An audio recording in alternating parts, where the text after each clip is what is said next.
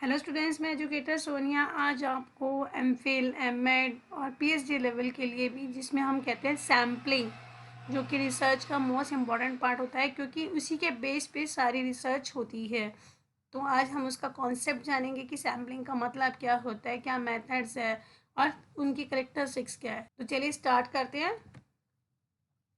Population and sample. देखिए, सबसे पहले जब हम बात कर रहे हैं सैम्पलिंग की, तो सैंपल कहाँ से लिया जाएगा? वो होता है पॉपुलेशन में से, क्योंकि पॉपुलेशन जिसमें मेल फीमेल सारे आते हैं, वही चीज़ को हमें कंसीडर करके उसमें से सैंपल निकालना होता है। तो पॉपुलेशन और सैंपल का डिफरेंस क्या है, पहले ये जानिए। Population in research methodology, population means large group which sample is selected for any research problem. देखो, अगर हम पॉपुलेशन की बात करते हैं तो हमें कोई रिसर्च करनी है, तो हम सारे लोगों को कंसीडर नहीं कर सकते। It is not possible to us कि हम सारे ग्रुप्स को लेके एक साथ अपनी रिसर्च को, प्रॉब्लम को उसके लिए सैंपल मतलब हम इकट्ठा कर सकें। Population and sample. Population in research methodology. Population means large group which sample is selected for any research problem. Population क्या मतलब है? रिसर्च मैथोलॉजी में वो पॉपुलेशन में से तो हमें सैंपल लेना होता है, और पॉपुलेशन क्या, मेल फीमेल। अब इतने ग्रुप में से हमें क्या निकालना है? किसी भी रिसर्च प्रॉब्लम को जस्टिफाई करने के लिए हम उसमें से क्या लेते हैं? सैंपल। मतलब जैसे हमने कहा कि अगर हमें इंडिया में 29 स्टेट्स है, तो किसी स्टेट्स के बारे में कुछ जानना है तो हमें उसी स्टेट में जाना पड़ेगा, और उस स्टेट के जितने भी लोग हैं उनमें से हम कुछ लोग जो उसको रिप्रेजेंट करते हैं, एज अ सैंपल हम वहाँ से अपना जो रिसर्च है वो स्टडी कर सकते हैं। पूरी स्टेट को तो आप एक बार में कवर नहीं कर सकते ना, तो उसमें से कुछ ही लोग जो उसको रिप्रेजेंट कर सके, जो आपके जो रिसर्च है उसको जस्टिफाई कर रहे हैं, आप उनको लेकर भी अपनी रिसर्च को कंप्लीट कर सकते हैं। तो वो क्या कहलाता है? सैंपल कहलाता है। क्योंकि सैंपल क्या होता है? It is a true representation of a population. अब वो सैंपल आपकी जो पॉपुलेशन है उसको रिप्रेजेंट करता है। जैसे आप लोग स्कूल की बात करते हैं, तो स्कूल में आपने देखा है ना कि एक क्लास में, हर एक क्लास में एक एक मॉनिटर बनाया जाता है। अगर 40 स्टूडेंट्स हैं, उनमें से एक बच्चा जो है वो क्लास को रिप्रेजेंट करता है। That is easy to convey the message, क्योंकि आपने एक मॉनिटर को बुलाया, कोई भी काम करने के लिए मॉनिटर को आपने बनाया जस्टिफाई, क्योंकि वो रिप्रेजेंट कर रहा है पूरी क्लास को, तो आसानी से हमारा मैसेज जो है वो कन्वे हो जाता है। इसी तरह से हम रिसर्च में पॉपुलेशन में से सैंपल लेते हैं, जो कि हमारी पॉपुलेशन को वेल डिफाइन करता है। मतलब रिसर्च में जो हम प्रॉब्लम लेके चल रहे हैं वो हमारे सैंपल को रिप्रेजेंट करे, उसको कहाँ से लिया जाता है? वो पॉपुलेशन में से लिया जाता है। तो sample should be proper, that should be conclude और रिप्रेजेंट द होल पॉपुलेशन। अब ऐसा ना हो कि वो सैंपल हमारी बाइसिस का हो। मतलब मैं पॉपुलेशन की बात कर रही हूँ और आप रिसर्च कर रहे हैं, और रिसर्च में आपने ओनली मेल फीमेल दोनों दिया है, और जबकि सिर्फ आप फीमेल को स्टडी कर रहे हैं, तो वो पॉपुलेशन का ट्रू रिप्रेजेंटेटिव सैंपल नहीं होगा। जो हमने बोला है वही चीज़ हमें लेनी है। अगर आप किसी सैंपल को लेके चलना है तो हमें उसकी पॉपुलेशन तो देखनी है कि हमें किसके ऊपर करना है। अगर हम स्कूल स्टूडेंट्स की बात करते हैं तो हम कॉलेज स्टूडेंट्स को कंसिडर नहीं कर सकते। हमारी पॉपुलेशन कौन सी होगी? स्कूल स्टूडेंट्स होंगे, वो किस एरिए के हैं, वहीं से हम सैंपल निकालेंगे। आप दिल्ली स्टेट की बात करते हैं, आप हरियाणा स्टेट की बात करते हैं, तो सैंपल आप उसी से रिलेट करता हुआ लेंगे। आप बात कर रहे हैं केरला की और आप ले रहे हैं सैंपल दिल्ली का, तो it is not true representation, वो नहीं होगा। रिप्रेजेंटेशन का मतलब है कि वो उसी के से कंसीडर होना चाहिए। ठीक है, क्लियर? अब पॉपुलेशन दो तरह की होती है, होमोजीनियस और हेट्रोजीनियस। होमोजीनियस जो एक जैसी होती है, जैसे मैंने बोला केरला के बच्चों को आप दिल्ली के बच्चों से कंपेयर करके आप उसका सैंपल लेते हो, तो इट इज़ नॉट जस्टिफिकेबल, कि वो जस्टिफाई नहीं करेगा। ठीक है, होमोजीनियस मतलब वो यहीं का हो। जैसे मैंने कहा, अगर दिल्ली की बात करें तो दिल्ली के ही बच्चे हों, केरला की बात करूँगी तो केरला के ही बच्चे होने चाहिए, तो वो ट्रू रिप्रेजेंटेटिव होने चाहिए। Heterogeneous, it requires large sampling from population. Heterogeneous क्योंकि इसके अंदर सभी पॉपुलेशन का पार्ट इंक्लूड हो जाए। लाइक होल इंडिया की बात की जाए तो आप हर स्टेट में से उसको रिप्रेजेंट करते हुए ले सकते हैं, तो वो कौन सी हो जाएगी? हेट्रोजीनियस हो जाएगी। क्लियर है? नेक्स्ट आता है पॉपुलेशन में से हमने जनरलाइज करके रिजल्ट, जनरलाइजेशन मतलब होता है रिजल्ट, एस्टिमेशन से हम क्या निकालते हैं? सैंपल निकालते हैं। जब पॉपुलेशन से हम एनालाइज करते हैं, रिजल्ट निकालते हैं, तो वो होती है पैरामीटर्स। ये क्वेश्चन नेट में भी आता है कि पॉपुलेशन को मेजर पैरामीटर से किया जाता है और सैंपल को मेजर स्टैटिस्टिक्स से किया जाता है। ठीक है, एस्टिमेशन किसका आता है? सैंपल का, स्टैटिक्स का और पॉपुलेशन का, पैरामीटर्स का, क्योंकि पॉपुलेशन को डिफाइन करते हैं सैंपल और ये रिप्रेजेंटेशन किसका है? पॉपुलेशन का। तो हम ये भी कह सकते हैं it is a part of population, it is a small representation of a larger whole, मतलब पूरे को रिप्रेजेंट कर रहा है। अगर हम बात करते हैं तो हमारे इंडिया को रिप्रेजेंट कौन करता है? हमारे प्रेसिडेंट, है ना। जब हम लोग बात करते हैं कि हमारे इतनी 194 कंट्रीज में, तो हमारे देश को रिप्रेजेंट कौन करता है? हमारे प्रेसिडेंट। तो दैट इज कि वो होल नेशन को एक रिप्रेजेंटेटिव जो है वो रिप्रेजेंट कर रहा है। ठीक है, नेक्स्ट इज अब सैंपल कैसा होना चाहिए। अब मैंने कहा करेक्टरिस्टिक्स कैसे है, मैंने कहा सैंपल जो है पॉपुलेशन में से होना चाहिए, ट्रू रिप्रेजेंटेटिव होना चाहिए, मतलब सही होना चाहिए। जैसे मैंने कहा इंडिया को अगर हम डेमोक्रेटिक कंट्री कहते हैं तो उसका रिप्रेजेंटेटिव कौन कर रहा है? उसको हमारे प्रेसिडेंट कर रहे हैं। इकोनॉमिकल, टाइम एंड मनी, क्यों है इकोनॉमिकल? अब पूरे देश को तो ले जाके हम कहीं पे भी किसी भी कॉन्फ्रेंस में या उनमें नहीं जा सकते, तो इससे हमारी क्या होती है? हमारी टाइम की सेविंग होती है और मनी की सेविंग होती है, क्योंकि पूरी पॉपुलेशन को कंसिडर करके आप कोई भी काम करेंगे तो रिजल्ट जो होते हैं वो बहुत लेट आते हैं। ठीक है, सैंपल अगर हम लेते हैं तो हमारे पास पैसे और समय दोनों की बचत होती है, ईजिली अप्रोचेबल होता है, आप आसानी से एक्सेस कर सकते हैं। अभी आपको ध्यान है कि हमारा एक पैंडेमिक एरिया कोविड का गया, उसके अंदर क्या था? जब वो मेडिसिन बनने का था तो हर एक ने सैंपल्स लिए थे हर एरिया के लिए, तो उन सैंपल से उन्होंने उसको क्या किया था? आपके सामने रिसर्च हुई, तो जो मेडिसिन बनी वही सारी, कि इजीली अप्रोचेबल कैसे हो पाया? क्योंकि सैंपल लेने के बाद उन्होंने रिसर्च किया और उसके ऊपर उन्होंने जो है मेडिसिन बनाई, तो आसानी से वो सबको, अब आपको पता है कि वेरिएशंस में टाइम गैप में आ रही थी, है ना। तो वो सैंपल के टाइप से ही आती है, अब किसी को सूट करा किसी को नहीं सूट किया। होमोजेनिटी ऑफ यूनिवर्स, क्योंकि यूनिवर्स में सब में एक जैसी सिमिलैरिटी है। अनबाइस्ड है, अनबाइस्ड का मतलब है मैंने सैंपल क्या, कि ऐसा नहीं है कि सैंपल मैंने ले लिया एक बच्चे का और देना था बुजुर्ग का, अनबाइस्ड होता है। सैंपल जो होता है वो रिप्रेजेंट सही करना चाहिए, मैंने फर्स्ट लाइन में बोला रिप्रेजेंटेटिव होना चाहिए। अनबाइस्ड है मतलब आप अपनी कंफर्ट के हिसाब से नहीं लेंगे, आप सैंपल जो आपकी रिसर्च है उससे के ऑब्जेक्टिव के अकॉर्डिंग ही आप सैंपल को चूज करेंगे। हाई लेवल ऑफ रिलायबल, अभी मैंने आप लोगों को एक वीडियो पहले भी शेयर किया था जिसमें रिसर्च प्रपोजल बताया था, उसमें रिलायबिलिटी और वैलिडिटी बताया था। रिलायबल मतलब विश्वास योग्य होना चाहिए। सैंपल मैंने कहा ना अनबाइस्ड होगा तभी तो रिलायबल होगा। अगर आप सैंपल 10 साल के बच्चे का लेके 70 साल के बच्चे आदमी के लिए यूज करेंगे तो it is not a true representative sample. ठीक है ना, रिलायबल होना चाहिए, जिसके लिए है उसी के लिए होना चाहिए। Condition must be control, sample मतलब ऐसा हो कि आपके इजीली एक्सेसिबल हो, अप्रोचेबल हो, कंट्रोलेबल हो, मतलब जो भी आप सैंपल लेते हैं आप उसको कंट्रोल कर सके, मतलब आपका उस पर कंट्रोल होना चाहिए। अब हम जानते हैं, देखिए सैम्पलिंग की बात की तो सैम्पलिंग अब दो तरह की होती है, प्रोबेबिलिटी सैम्पलिंग और नॉन प्रोबेबिलिटी सैम्पलिंग। पहले हमने पॉपुलेशन जाना, फिर हमने सैंपल जाना। अब सैंपल करने के दो तरीके होते हैं, that is the probability sampling और second is the non probability sampling. तो हम प्रोबेबिलिटी सैम्पलिंग क्या होती है उसके बारे में बताते हैं। In probability sampling we refer from the sample as well as the population. हम सैंपल प्रोबेबिलिटी सैम्पलिंग में पॉपुलेशन में से लेते हैं। ठीक है, बात तो क्लियर है। Every individual of population has equal probability to be taken into the sample.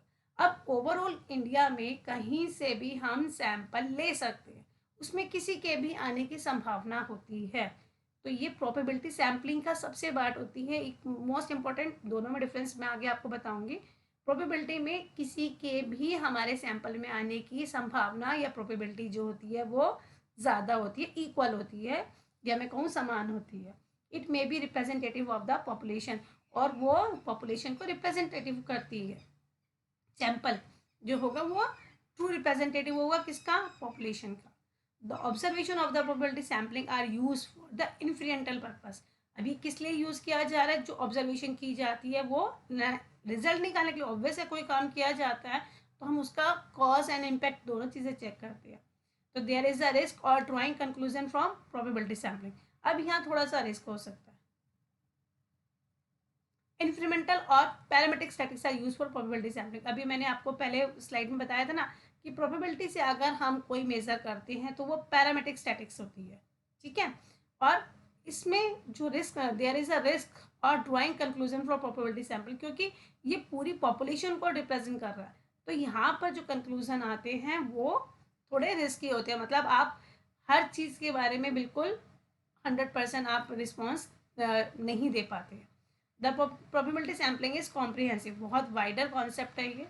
The representative refers to the characteristics, comprehensive refers to size and area. मतलब रिप्रेजेंटेटिव क्या है, जैसे मैंने अभी बोला ना, क्लास में 40 स्टूडेंट्स को रिप्रेजेंट करने के लिए एक स्टूडेंट है। अगर होल पॉपुलेशन की बात करूँ तो उसको रिप्रेजेंट करने के लिए उसका साइज, एरिया, उसकी करेक्टरिस्टिक्स, वो सारी चीज़ें एक रिप्रेजेंटेटिव को रेफर करता है। मतलब आप किसकी बात कर रहे हैं, आपने देखा है ना, हमारे जो हम अपने पार्लियामेंट की बात करें तो हर स्टेट के जो एमपीज उनको मिला के तो हमारा पार्लियामेंट सेशन होता है ना। अगर वो पूरी पॉपुलेशन को लेकर आए तो क्या पॉसिबल है कि हम अपने देश को आसानी से रन कर सकें। क्लियर। अब नॉन प्रोबेबिलिटी सैम्पलिंग की बात करते हैं। अब उसमें क्या आता है, इक्वल चांस था आने का। इसके अंदर ऐसा अपोजिट है, there is no idea of population in non probability sampling. Population में का कोई हमें आइडिया नहीं होता। There is no probability of selecting any individual, ऐसा भी नहीं है कि किसके आने की संभावना है, किसके आने की संभावना नहीं है, कोई भी संभावना नहीं है। Non probability sampling has free distribution, मतलब आप किसी को भी अपने हिसाब से सैंपल के लिए ले सकते हैं, फ्री डिस्ट्रीब्यूशन है। The observation of non probability sample are not use for generalisation purpose, हम इसको रिजल्ट निकालने के लिए use as it is observation non probability को यूज नहीं कर सकते।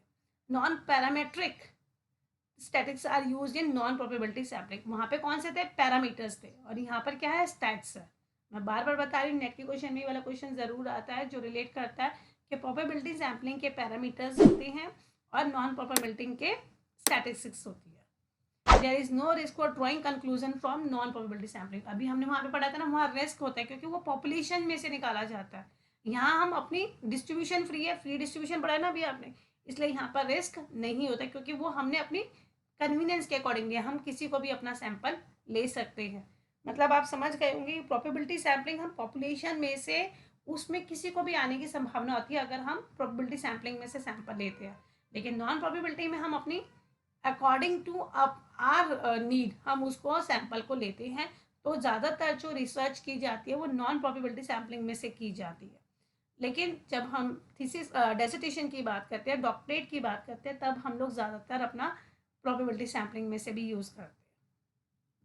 चलिए अब जानते हैं सैम्पलिंग मेथड जो मैंने अभी आपको बताए हैं, कि जैसे अभी मैंने आपको इन दोनों की थ्योरी के करेक्टरिस्टिक्स बताई है कि प्रोबेबिलिटी सैम्पलिंग कौन सी होती है और नॉन प्रोबेबिलिटी सैम्पलिंग, तो इनके मेथड्स। अब ये वाला क्वेश्चन भी एक नेट के पेपर में बनता है, आपके पास ये इतने सारे मैंने दिए हुए हैं, इनमें से आपके पास आ जाते हैं, मान लीजिए जजमेंट सैम्पलिंग आ गया, कोटा सैम्पलिंग आ गया, क्लस्टर आ गया, स्ट्रेटिफाइड आ गया, इनमें से पूछा जा सकता है कौन सा प्रोबेबिलिटी है, कौन सा नॉन प्रोबेबिलिटी है। या आपको 4 ऑप्शन प्रोबेबिलिटी में से 3 प्रोबेबिलिटी में से आ गया, एक नॉन प्रोबेबिलिटी में से, तो उसमें से छांटना आता है कि ये कौन सा प्रोबेबिलिटी सैम्पलिंग है, प्रोबेबिलिटी है या नॉन प्रोबेबिलिटी है। इस तरह से चूज करने के लिए क्वेश्चन आता है। या एक जैसे हम कहते हैं ना कि केस स्टडी टाइप में आ जाता है और फिर पूछा जाता है क्या कौन सा जो रिसर्चर है वो कौन सा मेथड अप्लाई करेगा ताकि उसकी रिसर्च जो वो टाइम पे कंप्लीट हो सके। इस तरह के 3-4 क्वेश्चन जो हैं वो सैम्पलिंग में से बनते हैं। तो प्लीज़ प्लीज़ प्लीज़ इसको अच्छी तरह से करना कि ये कौन से प्रोबेबिलिटी सैम्पलिंग है और कौन सी नॉन प्रोबेबिलिटी सैम्पलिंग है। तो पहले हम जानेंगे probability sampling, that is the random sampling. Randomly में इसे मैं देखिए आपको यहाँ पे मैं पूरी एक्सप्लेनेशन नहीं दूंगी, सिंपल एक एक लाइन में इसका बताती जाऊंगी, क्योंकि अगर हम इसके एरिया पे जाते हैं तो ये बहुत लंबा कॉन्सेप्ट होता है डीप स्टडी करने के लिए। लेकिन मैं यहाँ पे सिर्फ शॉर्ट वीडियोस में आपको इसका की पॉइंट बता रही हूँ ताकि जब आप पढ़ने बैठेंगे तो आपको इसके एरिया के बारे में बताओ कि हमें क्या पढ़ना है, ताकि आप क्लियर कर सकें। ठीक है, तो मैं सिर्फ आपको एक एक लाइन में ही समझाऊंगी, ज़्यादा बड़ा नहीं करूँगी क्योंकि इससे बहुत ज़्यादा वीडियो लंबी हो जाएगी, फिर वो इंटरेस्ट भी नहीं बनता।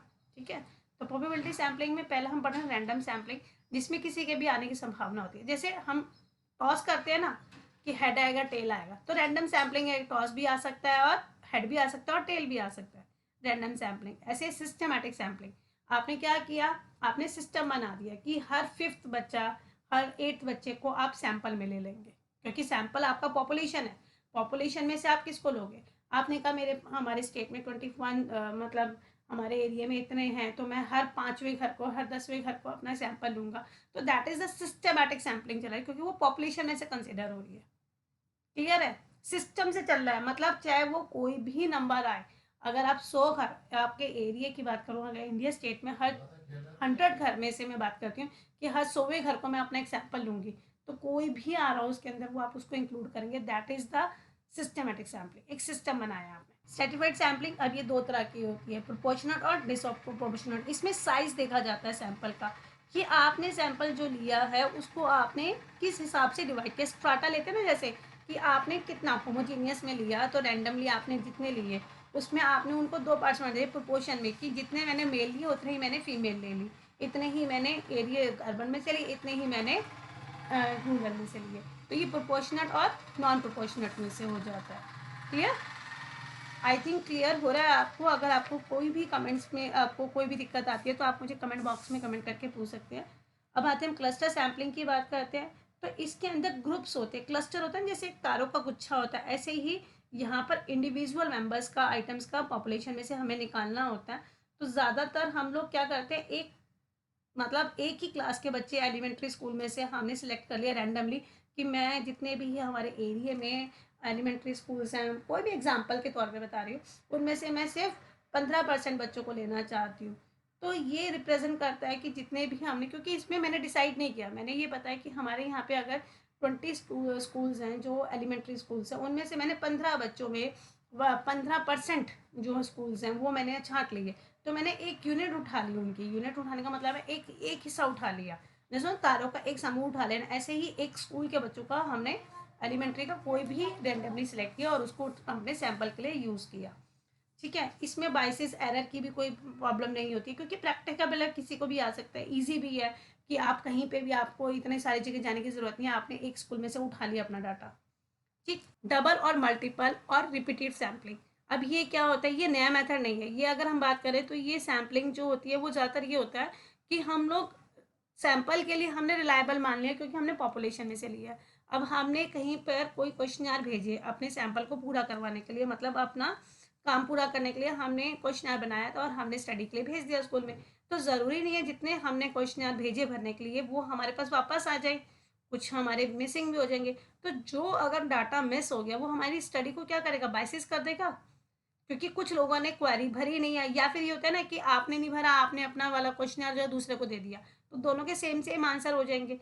तो यहाँ पर ये होता है कि रिपीट हो गया या डबल हो गया, तो इस तरह की सैम्पलिंग में हमें पॉपुलेशन में हमारी प्रॉब्लम आ सकती है। ठीक है, फिर मल्टी स्टेज सैम्पलिंग क्या होती है। इस सैम्पलिंग में जो हमने प्राइमरी सैंपल लिया है वो इंक्लूड हो जाता है दूसरे के साथ में, मतलब पॉपुलेशन जो स्टेजेस की है हमारी, जब भी हम स्ट्रेटिफिकेशन से करके देखते हैं तो हम अलग अलग स्टेजेस पे देखते हैं। मतलब हम प्राइमरी स्टेज पे, फिर हम सेकेंडरी स्टेज पे, हर एक स्टेज पे उसको बार बार चेक करते हैं, क्योंकि ओवरऑल क्या कहा जाए, ये पहले पे दूसरा इम्प्रूवमेंट है। जैसे मैंने कहा ना कि एक के बाद दूसरा, दूसरे के बाद तीसरा, तो ये एक स्टेज से दूसरे स्टेज पर जब ट्रांसफर होता है तो that is the multi stage sampling. Overall आपको समझ में आ गई। ज़्यादातर जो है हम लोग रैंडम सैम्पलिंग यूज़ करते हैं, क्योंकि इसके अंदर वही टॉसिंग ऑफ कॉइन्स या डाइस का कोई भी हमारी प्रोबेबिलिटी होती है संभावना आने की, तो हम उसको इंक्लूड करते हैं। और नॉन प्रोबेबिलिटी सैम्पलिंग की बात की जाए तो जैसे मैंने बोला, ये डिस्ट्रीब्यूशन फ्री है। ठीक है, इसमें पॉपुलेशन का हमारा कोई रैंडमली इक्वल चांस नहीं है कि हम किसी को भी सैंपल ले लेंगे। इसमें क्या है, कन्वीनियंट है, हम अपने अकॉर्डिंग लेते हैं। मतलब क्या है कि जो मेरे लिए रिसर्च करने के लिए कन्वीनियंट होगा मैं उसको अपना सैंपल ले सकती हूँ। ठीक, नाम से ही पता लग रहा है ना, जो सुविधा के अनुसार सैंपल लिया जाए। फिर है इंसिडेंटल और एक्सीडेंटल। अब यही वही वाली बात है, रेफर कर रहा है वो सैंपल्स को जो कि इजीली हमें अवेलेबल है। अब मुझे इसके लिए कुछ ज़्यादा मेहनत नहीं करनी पड़ी है, क्योंकि मैं आ, अपने टाइम, मनी और एनर्जी इन सबको इकोनॉमिकली अगर मैं देखा जाऊँ तो आसान होता है कि भाई मेरे को आसानी से मेरे लिए कुछ जो मुझे डाटा चाहिए था, अगर मैं इंक्लूसिव एजुकेशन के तहत कुछ ब्लाइंड स्कूल्स पे काम कर रही हूँ, तो मेरे को पता है कि हाँ भाई इस एरिया में मिलेगा तो मैं वहाँ जाकर उसको यूज़ कर सकती हूँ। या एक्सीडेंटल कहूँ, बाई चांस मैं कर रही थी और मुझे मिल गया, स्टूडेंट्स के ऊपर कर रही थी लेकिन मेरे को ब्लाइंड स्कूल मिल गया, तो मैंने उसका अपना चेंज कर लिया। ठीक है, जजमेंट हो गया, जजमेंट सैम्पलिंग इसमें इन्वॉल्व किया जाता है। पॉपुलेशन के हम बेसिस पे ये मानते चलते हैं कि टोटल पॉपुलेशन में जो क्राइटेरिया हमें चाहिए था जिस चीज़ के ऑब्जेक्टिव पे मैं काम कर रही थी वो हमारी सैम्पलिंग को रिप्रेजेंट कर रहा है सही। तो हमने क्या किया, जो मेरे सैंपल के साथ बिल्कुल जज कर रहा था, मैच हो रहा था, मैंने उसको सैंपल ले लिया, that is the judgement sampling. क्योंकि सिलेक्शन कैसे हुआ, वही क्राइटेरिया जो हमने डिफाइन किया था उसके अकॉर्डिंग मैंने सैंपल को चूज कर लिया। जबकि ये जो होता है ना, ये इसमें सैंपल जो लिया जाता है वो रिस्की होता है, ठीक है। क्योंकि यहाँ पर आप कह सकते हो ओवरऑल इन्फ्लुएंटर स्टैटिक्स जो यूज़ नहीं कर पाते हम, क्योंकि यहाँ पे रिजल्ट नहीं निकल पाता। और पर्पसिव सैंपल जो सबसे ज़्यादा यूज़ होता है, अगर मैं कहूँ जितनी भी डेजर्टेशंस या थीसिस की बात की जाती है, क्योंकि हर एक को काम करने का उद्देश्य है और पर्पस का मतलब भी उद्देश्य होता है, तो पर्पसिव सैंपलिंग सबसे ज़्यादा यूज़ होती है। फिर कोटा सैंपलिंग, जिसमें वही कोटे के अकॉर्डिंग हम निकाल लेते हैं, दैट मीन्स द म्यूनसिपल सर्वे जो होते हैं उनमें हम कोटे की बात करते हैं, क्योंकि कंबाइंड होता है किसका, जजमेंट का। जजमेंट सैंपलिंग और प्रोबेबिलिटी सैंपलिंग दोनों को मिलाकर हमारी जो होती है वो कोटा सैंपलिंग बनती है, ठीक है।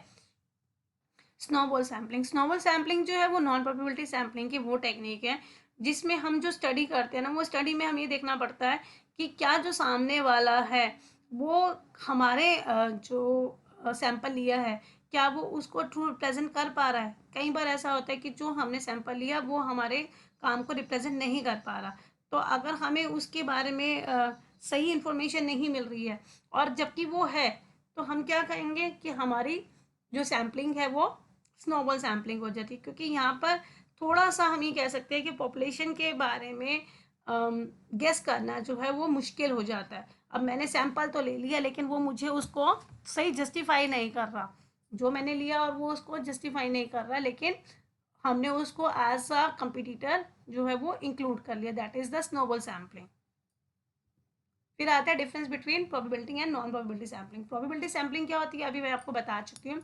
Method of sampling which gives the probability, संभावना देती है, that are sample is representative of population is known as probability sampling. जो सैंपल लिया गया है वो पॉपुलेशन में से लिया गया है और उसमें किसी के भी आने की संभावना है, वो कौन सी होती है, probability sampling. Non probability, if there is no such idea of probability then the method of sampling is non sample, जिसमें हमें पॉपुलेशन का कोई आइडिया नहीं होता है कि हमारा कौन जाएगा, that is the non probability sampling. अब प्रोबेबिलिटी सैम्पलिंग जो है वो दो तरह से ली जाती है, law of probability sampling, law of statistical regularity और law of inertia of larger sample.